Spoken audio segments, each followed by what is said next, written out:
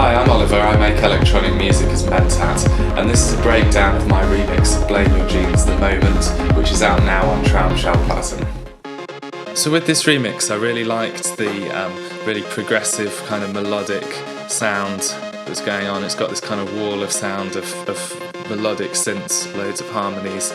I really liked that, and so what I wanted to do with it was turn it into something that was a little bit more progressive, a bit more focused on the dance floor, because the original's got quite a fast changing arrangement which makes it really engaging, but I wanted something much more slow building. And these synths really reminded me of some of that progressive house music from the sort of late 90s, early 2000s that I got into back then. So I wanted to make something that sort of had a modern sound but had that same kind of progressive, slow building tension bringing into the melodies. And this is the main synth line, and in the track there was loads of stems of this. The one we're hearing is just what's called the Moog sample, and it's layered up on loads of synths, which gives it that wall of sound. So I decided to take it and do something different with the different sounds, but also I really wanted to use this part. And what this is, in the original, you get that main melody kicks in straight away, and then it does lots of different things, the track does, and then you have this part which is almost like a bridge in the middle. In the original track it doesn't last very long, but I really liked it because I thought it had a bit more tension. So my whole idea for this remix was to take that short bridge and turn it into a much longer progressing build-up before finally breaking out into that really strong main melody. So I started off with this sound, the Moog sample, and the bridge had that tension, but I wanted to add a bit more tension and be able to mess with it and build it. So I added on this FilterFreak, which is a Sound Toys plugin, which I really love. Use Sound Toys plugins loads. So I filtered it down, quite an aggressive 6-pole filter, but I used the envelope follower on it, which listens to the incoming signal and opens the filter based on how loud that signal is. So especially responds more to the high notes, they kind of pop out. So yeah, I added that for a bit more tension and also delay, just to space it out a little bit, more of an atmospheric effect than anything else. So that worked nicely, and it also worked quite nicely when we were onto the main melody part as well. So alongside that one, I used this main synth, which was the main synth from the original, but again, starting off with the bridge part, in the beginning I actually just looped it, so it's very, very simple what it's playing, and then it slowly comes out into a bigger part, and then later on there's these green bits here.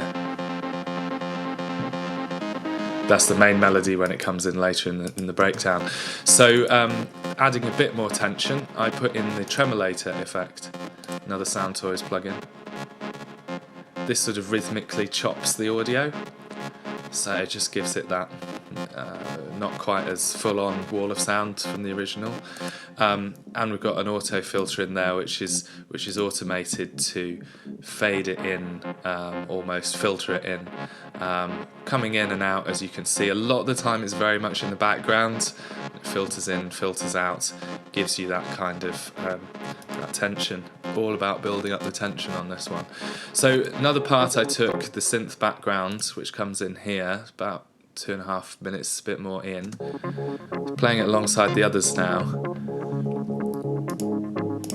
Loads of filtering on this track, often with auto filter. Tend to use the Ableton filter for the more straightforward filtering effects. It has got some really nice models in there, sounds with a lot of character, but yeah, so that was filtering in, filtering out, building up the tension. As you can see, these are still playing the bridge type part, and this one is playing the main melody, so you get that main melody sweeping in and out, often quite background, building up as the arrangement kind of progresses. If we add some drums on, you can hear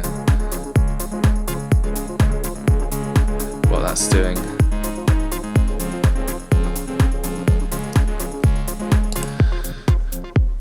So that was, I thought, sounding okay, kind of what I wanted, so I added in a bass line.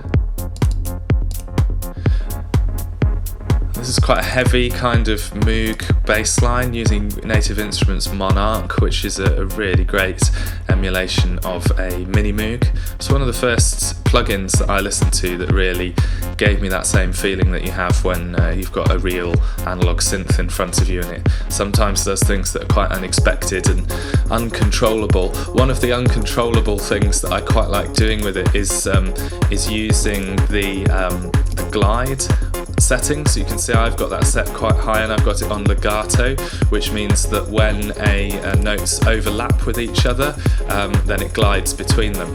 And I often use these long notes. In fact, they don't even need to overlap. They can just come very close together and touch, and you get this kind of gliding effect. So it just needed something a bit more in the build-up, and so I added in this synth sound, which is my hardware synth. I think this is the only hardware I actually used in this track. Pretty sure it is. I did this remix really quickly, had a deadline to get it done, so I didn't spend a lot of time messing around with hardware, but I did use this one. It's my Commodore 64 SID chip based synth, just playing a bit of a line, picking out kind of ostinato, I guess, picking out some of the lines that come out of the melodies. It's also an odd length sequence. I think this might be 5 steps long rather than 4, slightly over a bar, which means it sort of has this polyrhythm running over the other parts, which especially for the hypnotic kind of vibe I was going for on this one, that was exactly what I wanted to. So I also used quite a lot of the original vocal parts, which were sort of, although they're the artist's original vocals that he's recorded himself, they're treated as samples really in the original. There's lots of one-shots, lots of little sections, which I liked. So I spent quite a long time chopping those out. I didn't do a lot of processing to them, but maybe just a little bit of delay and things. But I set them at different volumes and had them coming in and out at different points. Had some bits that worked running into a section, some running out, and so on. Some of them are very, very quiet, but they just they're just added in to build up the tension, really. So the whole thing builds up, and then it comes into a breakdown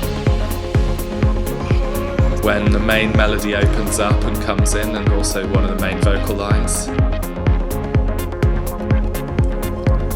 And the last part that I came up with was to add my own melody. I liked the chord-based main sort of part, but I also added in my own sort of lead line melody on here,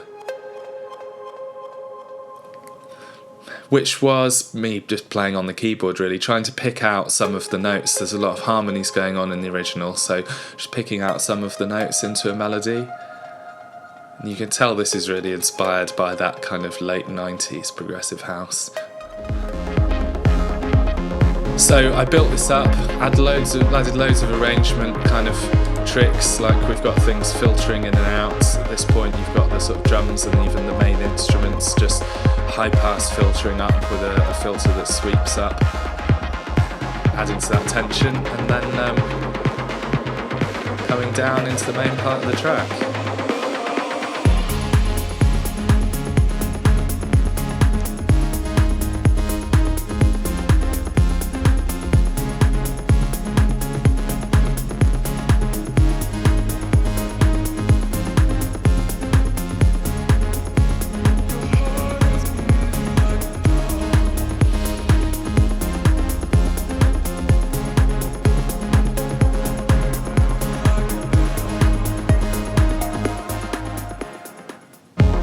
So that's how I made the remix, stretching things out, building the tension, turning it into a much more progressive kind of club version of the track. It's out now on Traum Schallplatten. You can stream and download in all the usual places, and there's a link